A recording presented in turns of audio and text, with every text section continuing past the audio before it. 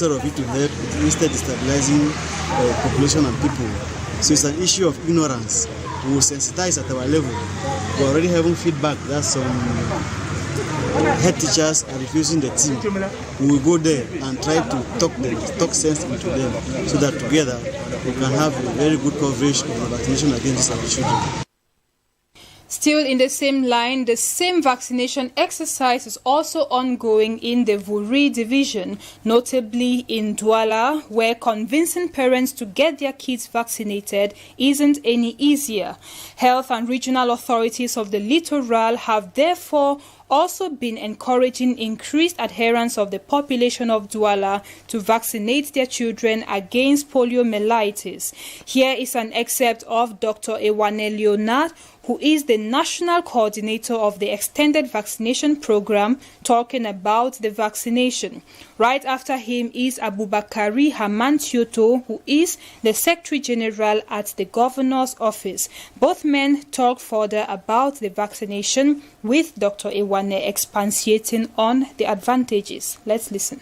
The National Immunization Days against polio. It's important to mention that besides polio, we also have vitamin A supplements and then deworming. So you see that there are so many interventions that are concerned as far as this campaign is concerned. And we have taken the initiative to carry out a lot of preparatory activities like maybe capacity building of all actors. We've trained actors who are supposed to implement activities in the field. You know, if you are not trained, you cannot carry out activities effectively.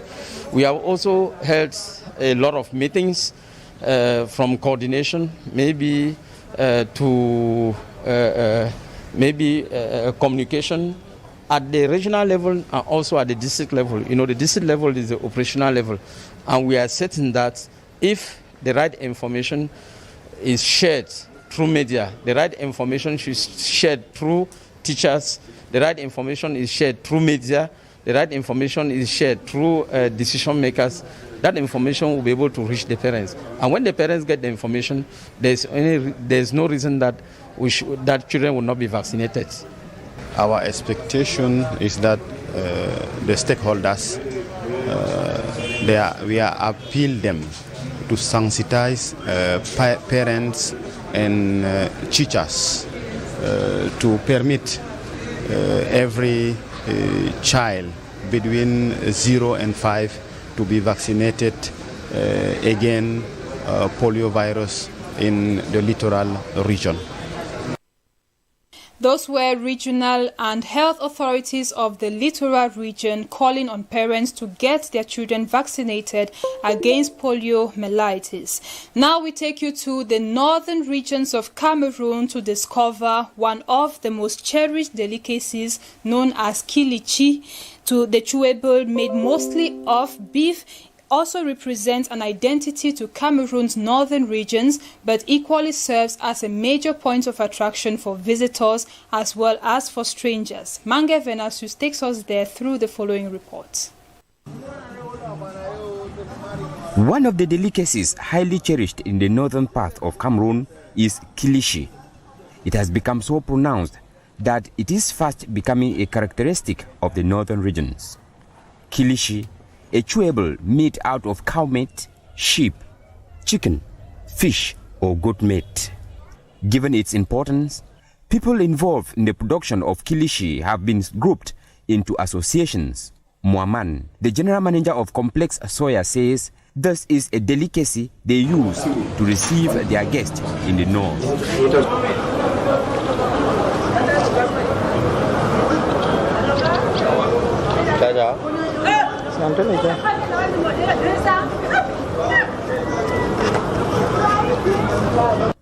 It is also an item used to consolidate and strengthen friendship, especially for those in the southern parts of the country.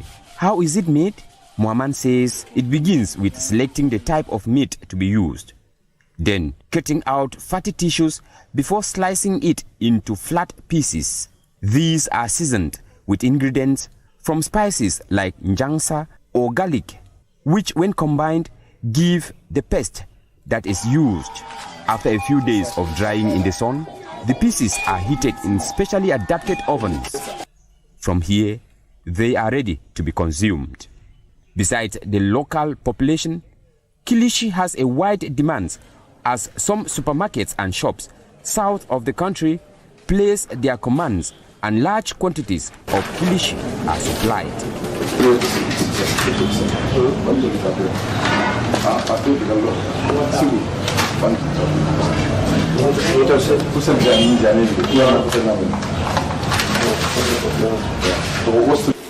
Passers-by in Garua equally constitute another market for Kilishi sellers. One thing about Kilishi is that it can last for over a year when kept in dry condition. Being the works of human hands, stakeholders in this economic sector say they face the difficulty of shortage of cattle and lack of financial and material assistance. Try Kilishi out of curiosity and you will certainly, out of conviction, conclude that it is a delicacy worth having around anytime, anywhere. Now back to the littoral region, notably in the Mungo division, we get that fans and supporters of UMS the Loom Football Club are still to come to terms with the relocation of the club to Douala. The reason advanced by the club's administrators is that the field or playing ground, which is the municipal stadium of Loom, is in a defective condition, no longer suits to host the football club. UMS the Loom has always had its base in the town of Loom, in which it grew along with the town and brought its development and economic growth for many years. Risking to lose these benefits alongside the pleasure of being able to watch the club play at their disposition is quite a bitter pill to swallow for fans and supporters of UMS the Loom who want the decision reversed. We got one of them, Young Genesis, to tell us about his disapproval of the relocation. He spoke to our Mungo correspondent Frank Lionel Defoe. Look, that problem is not fine for Loom because even we will go look ball for field. It don't be na big problem for we because we know the see ball again, and even for research will be the inter for Loom for cancer, you know the inter all small activity and where they be big only because of that name for Loom to be there where it will go up for Sikada ball, but this one we don't take and go for Douala, so if you look that problem for Loom, you know fine with yes, you know fine with. So the one can say may make all and all it bring that team back for Loom. No will begin be for Loom because name for Loom will go up for any place for Cameroon to see that team. And now so even council for Loom we never get much more research because as I talk now, so are they empty space there for we, are they councillors for Loom, but empty space there for they for we for council for see that team we don't take and go with. That was a supporter of UMS the Loom Football Club expressing his anger, or rather his disappointment with the relocation of the club from Loom to the city of Douala. And that was it for news within Cameroon. Now we shall take you to other stories out of the country, beginning with Uganda, where residents have been reacting to the sentencing of Dominique Ongwen, the former child soldier who was granted or who was sentenced to 25 years in prison by the International Criminal Court. While Somalia has announced restoration of its ties with its neighbor Kenya following talks between both nations. The talks were mediated by Qatar. Details of these stories in the following page with Rogeatu Buba. Residents of Ngulu, a city in northern Uganda and hometown of Dominique Ongwen, have greeted the news of the former child soldier's sentencing by the International Criminal Court with mixed reactions. Dominique, a Ugandan soldier who became a commander of the notorious Lord's Resistance Army, was on Thursday sentenced to 25 years in jail for war crimes and crimes against humanity. His brother says he is shocked by the duration of the sentencing. 45-year-old Ongwen was found guilty in February of 61 charges, including murders, rapes, and sexual enslavement during a reign of terror in the early 2000s. Judges said in their verdict in February that Dominique personally ordered his soldiers to carry out murder of more than 130 civilians at refugee camps between 2002 and 2005. The prosecution lawyer declared that Dominique's own history as a child soldier does not in any way diminish the gravity of the crimes, nor does it diminish his criminal responsibility. According to a lecturer with the Faculty of Law at Ugandan Christian University, he believes that the 25 years is justifiable.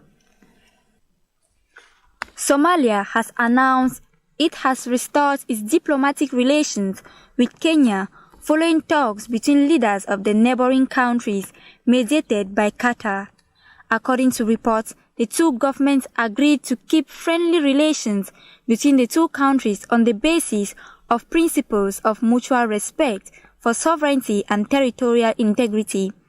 The presidents of both countries are grateful and thankful to the Emir of State of Qatar for his good offices in this regard. The tensions on the Somali-Kenyan border was one of the reasons for cutting ties, and both parties have the political will to end these tensions. In November, Somalia expelled Kenya's ambassador and recalled its own from Nairobi after accusing Kenya of interfering in the electoral process in Jubaland. Both are before the World Court to examine the maritime boundary dispute.